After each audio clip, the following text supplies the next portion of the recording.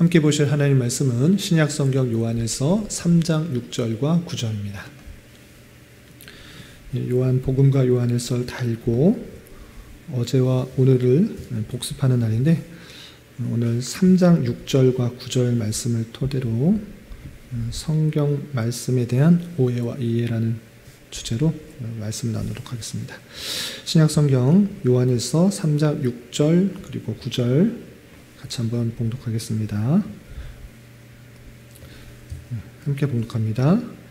그 안에 거하는 자마다 범죄하지 아니하나니 범죄하는 자마다 그를 보지도 못하였고 그를 알지도 못하였느니라. 아멘. 9절도 띄어서 읽겠습니다.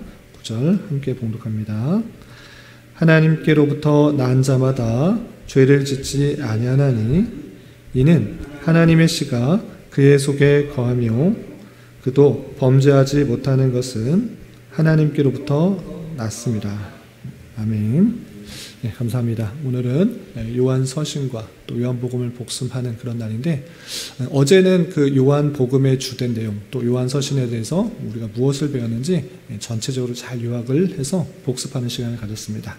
오늘은 어떤 것을 복습할 것인가 라고 할 때 성경을 어떻게 대하고 또 이해해야 되는지 그 내용을 좀 오늘 말씀에 근거해서 살펴보는 시간을 갖도록 하겠습니다. 우리는 어떤 믿음이 있는가 라고 할 때 선택받은 백성들이 어떻게 구원받는지와 이 땅에서 어떻게 살아가야 되는지 그 모든 내용이 이미 성경 안에 주어져 있다. 성경을 통해서 교훈해 주셨다라고 믿는 것이 우리의 신앙입니다. 그러할 때 우리가 성경을 바로 이해해야지 구원을 얻는 방법을 얻을 수 있을 뿐만 아니라 자연적으로 이 땅에서 우리가 어떠한 삶을 살아가야 되는지를 잘 깨달을 수 있는 것입니다. 그런데 성경을 바로 이해하지 못한다고 하면 구원을 얻는 방법과 또한 이 땅에서 어떻게 살아가야 되는지를 잘못 이해할 수 있는 것입니다. 그래서 우리는 하나님께서 주신 말씀, 계시의 말씀인 성경을 바로 이해하는 것이 정말로 중요한데 그렇지 못하는 경우가 많이 있는 것입니다. 그런 것을 정확하게 보이지 않았기 때문에, 또는 내 귀를 그냥 설교자에게만 맡겨두었기 때문에 설교자가 그냥 해석해 주는 대로만 이해해서 설교자가 바뀔 때마다 성경에 대한 이해가 조금씩 달라지는 경우가 있는 것입니다. 그래서 우리가 성경을 어떻게 이해해야 되는지를 잘 알아야지 그것이 하나님께서 주어주신 말씀을 바로 이해할 수가 있고 또 바로 적용할 수가 있게 되는 것입니다. 그런 면에서 성경을 이해하는 방법, 성경을 해석하는 방법, 그것을 알아두는 것이 정말 중요한데, 가장 기본적인 것이 무엇이냐? 성경을 그 문맥을 통해서 한 절만 읽는 것이 아니라 문맥을 통해서 교훈받아야 된다는 것입니다. 마치 점집이나 타로 점을 본다거나 아니면 점괘를 뽑아서 그 사람의 어떤 운수를 알아보듯이 이 땅에서 다양한 그런 점집에서 말하는 것과 같이 성경을 이해해서는 안 된다는 것입니다. 그래서 내가 원하는 말씀을 뽑아서, 내가 필요한 말씀만 뽑아서 이해할 경우에 종종 성경에서 말하고자 하는 것과 다른 이야기를, 다른 적용을 하는 경우가 종종 있기 때문에 상당히 조심스러운 것입니다. 그래서 성경은 내가 원하는 것, 오늘 딱 펴가지고 나오는 것, 눈에 띄는 것, 그것을 그냥 적용하는 것은 그런 방식으로 적용하는 것이 아니라 문맥 속에서 어떻게 말씀하시고 있는지 그 교훈을 잘 받는 것이 오해되지 않게 적용하는 방법이다. 이렇게 할 수 있는 것입니다. 특별히 문맥을 통해서 천천히 읽으면 다 이해가 되는데, 혹여나 문맥 속에서 이해되지 않는 그런 부분들, 그런 한 부분들은 문맥 속에서 이해되지 않는다고 하면 전체 성경 안에서 그 부분을 오해 없이 충돌이 되지 않게 적용하는 것이 바른 것입니다. 그래서 성경 전체가 하나님께서 우리에게 주신 말씀이다 라고 할 때 하나님께서 이쪽에선 이 말씀하시고 저쪽에선 저 말씀하시고 다른 말씀하신다, 이렇게 돼서는 안 되는 것입니다. 전체가 하나님의 정확무한 하나님의 말씀이다 라는 그런 믿음이 있을 때는 성경 이곳과 저곳 충돌나지 않게 또 오해되지 않게 오류가 있는 방식이 아니라 전체에서 말하고 있는 바가 틀리지 않기 때문에 어떤 부분에서 해석이 명확하지 않으면 다른 부분에서는 어떻게 말하고 있는가 함께 살펴서 이 부분을 이해하는 것이 좋은 것입니다. 그래서 한 부분을 가지고 전체를 해석하는 것이 아니라 전체 성경 안에서 말하고 있는 그런 주제를, 핵심 내용들을 그 부분에 적용하여서 그렇게 해석해야지 충돌이 없고 오류가 없는 것입니다. 그런 방식으로 이해해야 되는 것입니다. 그런 부분에 있어서 여러분들 갖고 계시는 말씀일기 책자의 교환을 쭉 읽어가면서 설명을 해드리도록 하겠습니다. 그런 면에 있어서 성경은 반드시 통합적으로 읽어야 됩니다.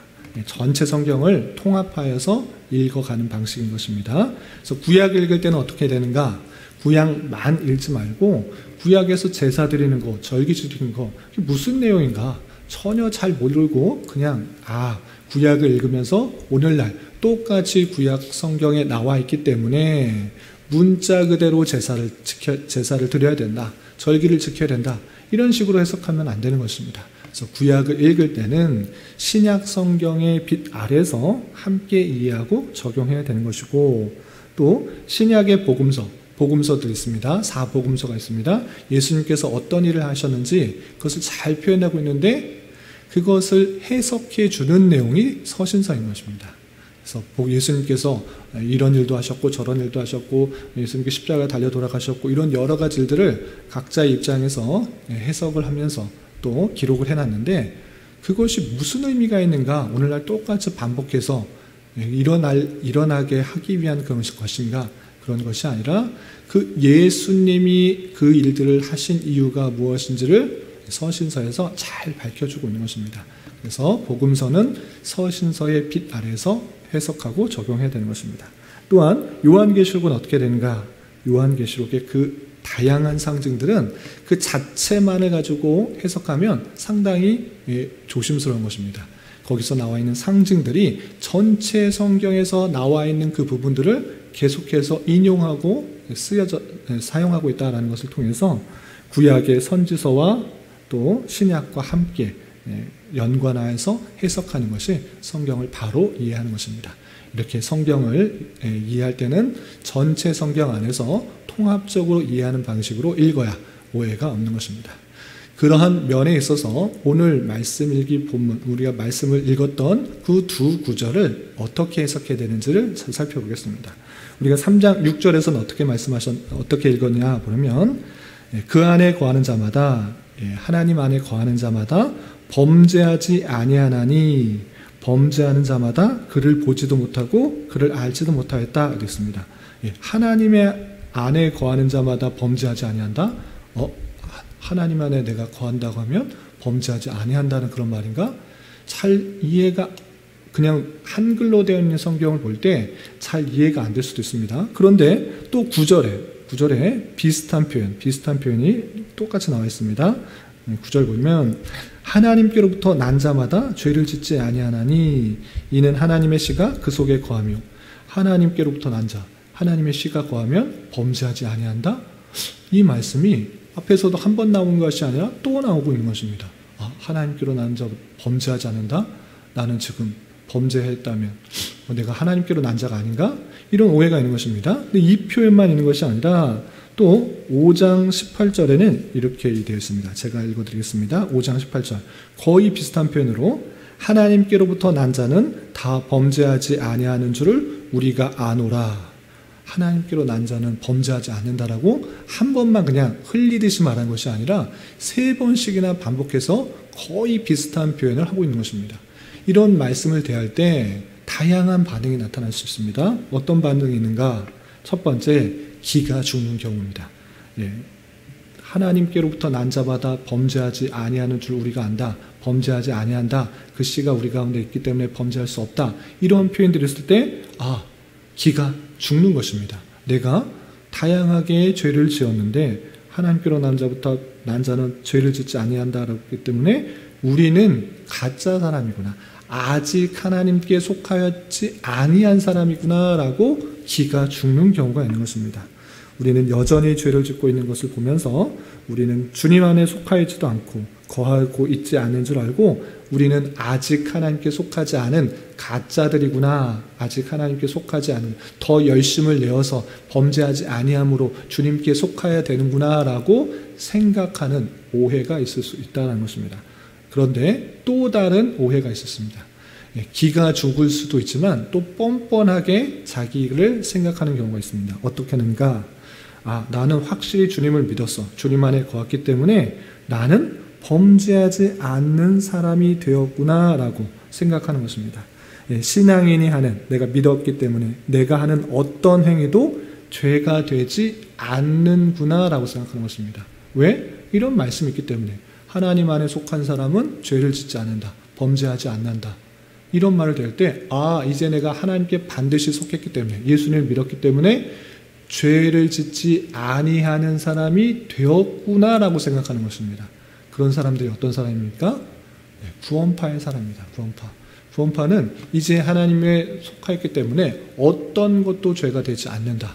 내가 잘못을 해도 그것은 죄가 되지 않는다라고 말하면서 율법의 무용론을 주장하면서 내가 하는 어떤 행위도 죄가 되지 않는다. 그리스도의 보혈을 피로 다 씻음 받았기 때문에 어떤 것도 죄가 되지 않으며 정죄받지 않는다라고 말합니다. 어떤 한 표현들을 전체로 해석하는 잘못된 적용을 하고 있는 것입니다. 그런 것이 아닌 것입니다.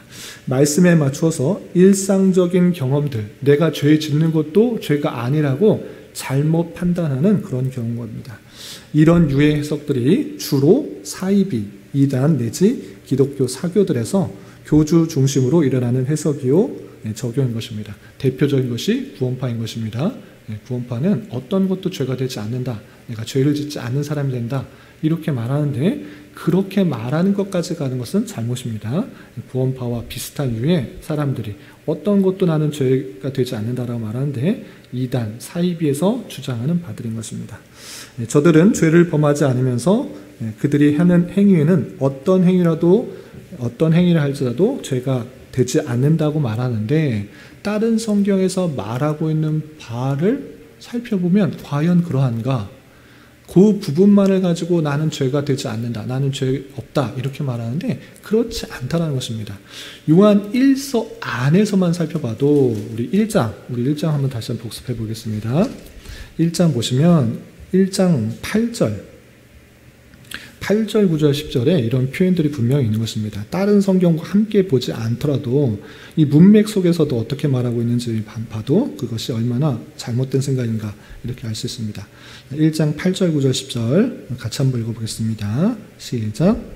만일 우리가 죄가 없다고 말하면 스스로 속이고 또 진리가 우리 속에 있지 아니할 것이요 만일 우리가 죄를 자백하면 그는 미쁘시고 의로우사 우리 죄를 사하시며 우리를 모든 불의에서 깨끗하게 하실 것이요 만일 우리가 범죄하지 아니하였다 하면 하나님을 검하는 자로 만드는 것이니 또한 그의 말씀이 우리 속에 있지 아니하니라.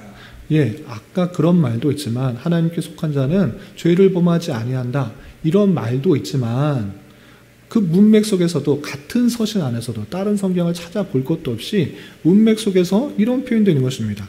우리가 죄가 없다 말한다? 하나는 거짓말을 만드는 것이다.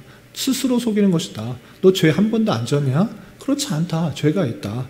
죄를 자백하고 하나님 앞에 나아가면 깨끗이 씻겨준다. 이런 표현들이 분명히 있는 것입니다. 그리고 아까 다시 돌아와서 3장 6절과 9절, 또 5장 18절의 그 내용들을 사람을 나누어서 적용하는 경우도 있는 것입니다. 어떻게 적용하냐면 다시 말씀 읽기 책자 3번을 보시면 3번의 1번 사람을 새 사람과 옛 사람으로 나누어서 생각하며 적용하는 것입니다. 그러니까 옛 사람은 아직 예수님을 잘 믿지 않는 그 사람은 죄를 범할 수도 있지만 새 사람은 죄를 범하지 않는 것이다. 그것은 이렇게 적용하면 된다. 이렇게 표현하는 것입니다. 그래서 성도에게 있어서 옛 사람은 나지만 참 나가 아니다. 옛 사람은 이제 변했기 때문에 진짜 내가 아니고 새 사람은 참 나가 아니라고 주장하는 것입니다. 죄를 범하는 것은 옛 사람이 범하는 것이기 때문에 내가 범하는 죄가 아니다. 이렇게 말하는 사람이 종종 있는데, 그런 주장이 종종 있는데, 이렇게 말하게 되면 도대체 무슨 말을 하려고 하는지 뜻은 알지만 성경에서 말하고 있는 것과 정말 같은가? 그렇지 않고 인격적인 무책임과 분열이 일어나는 것을 피할 수가 없는 것입니다.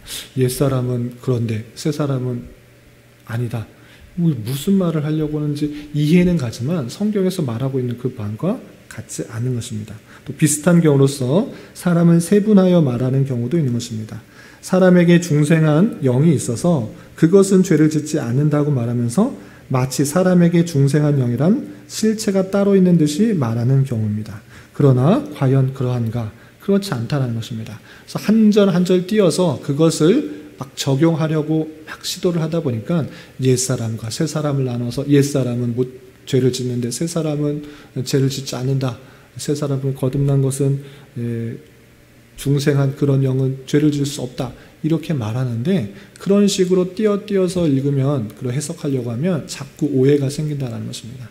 성경 문맥 속에서 무슨 말을 하려고 하는지를 잘 살필 때 이것을 원어적으로 살피지 않을지라도 해석이 되는 것입니다. 앞서는 분명히 죄를 있다, 죄 없다고 말하지 말고 죄를 지었을 때 하나님 앞에 나아가고 그렇게 고백하면 하나님께서 씻어주실 것이다.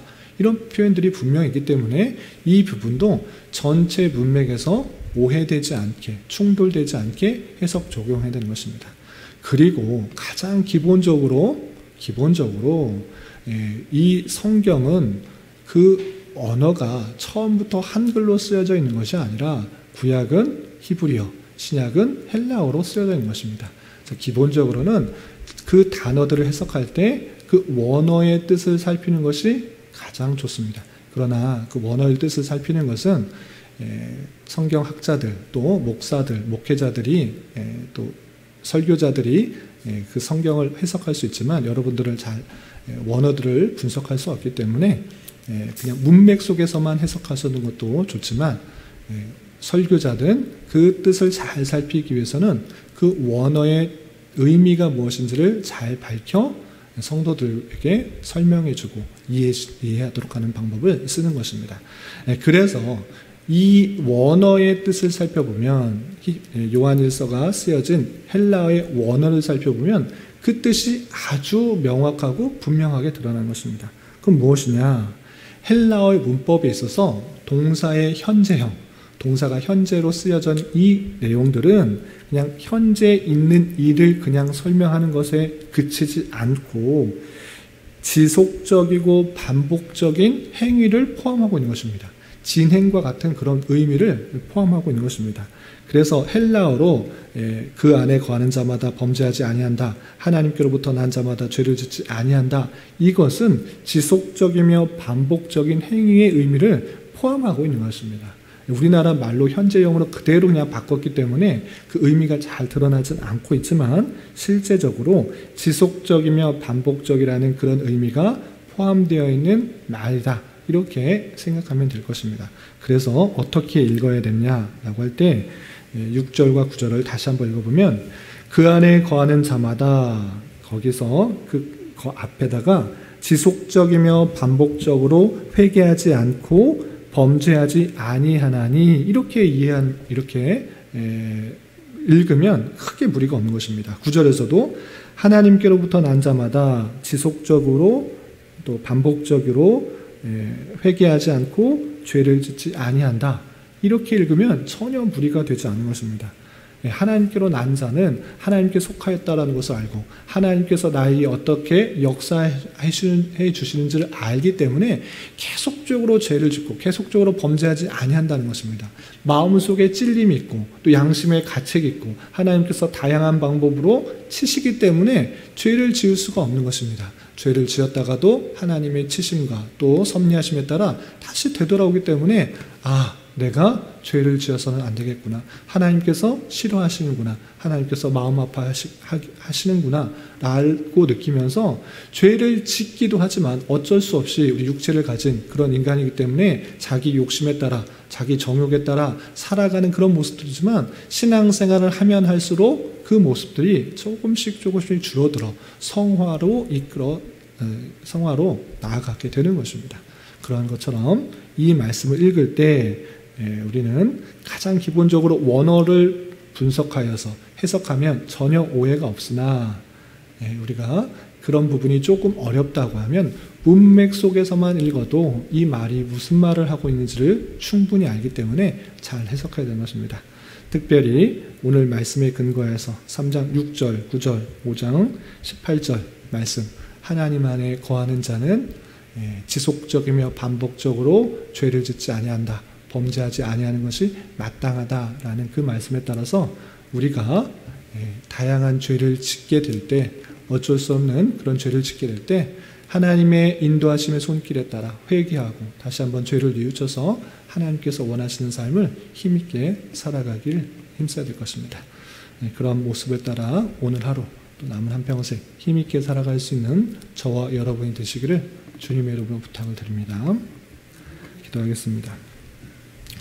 하나님 아버지 감사합니다. 오늘 요한서신의 말씀을 통하여서 말씀에 대한 바른 이해의 방법에 대해서 살펴보았습니다. 이런 말씀을 대한으로서 하나님께서 주신 계시의 말씀인 성경에 대하여 바로 깨닫고 이해하는 자 되게 하여 주시고 그 말씀대로 살아갈 수 있는 자 되게 하여 주시옵소서. 특별히 요한일서에서 강조하고 있는 것처럼 하나님께로부터 구원받아 그 안에 거하는 자로서 늘 주님과의 인격적인 교제와 세심하신 인도하심의 손길에 민감하게 반응하여 지속적이고 반복적으로 죄를 짓지 않도록 주님 인도하여 주옵시고 주님의 말씀에 순종하여 주님의 선하신 뜻을 이루어드리기에 힘쓰는 자 되게 하여 주시옵소서. 주님 6월은 선교의 달로 보냈습니다. 세계 곳곳에서 환난과 역경 속에서 복음 전파의 사명을 감당하는 수많은 선교사들과 또 선교지의 여러 상황을 계속해서 함께 살피며 하나님의 마음을 품게 하여 주시고 그들을 위하여 계속해서 기도에 힘쓰는 자 되게 하여 주시옵소서. 또한 우리 교회가 복음 전파의 사명을 온전히 잘 실천하여 이 지역사회의 구원의 방주 역할을 잘 감당할 수 있도록 인도하여 주시옵소서. 주님, 교회 내 육체의 질병과 연약함으로 병원의 치료를 받는 어린 자녀들과 또 어렵고 힘든 가운데 있는 여러 성도들 있사오니 주님 지켜주셔서 건강하게 잘 치유되고 회복될 수 있도록 인도하여 주시고 직장과 사업장의 문제로 가족의 전도와 신앙을 위해 아이 임신과 남편의 사업을 위해 주님께 간절히 부르짖며 나아가는 여러 지체들이 있사오니 주님 그들과 함께 하시고 그들의 기도 응답해 주시사 우리의 기대와 소망보다 훨씬 더 풍성한 것들로 채워주시는 하나님을 깊이 경험할 수 있는 교회 되도록 인도하여 주시옵소서. 오늘 저녁에 있는 금요 기도의 시간에도 주님 함께하여 줄 줄 믿으며 이 시간 각자 간절하게 간구하는 기도 제목 주님께서 들으시고 가장 선한 것들로 응답하여 주시옵소서. 예수님의 이름으로 기도 올리옵나이다. 아멘.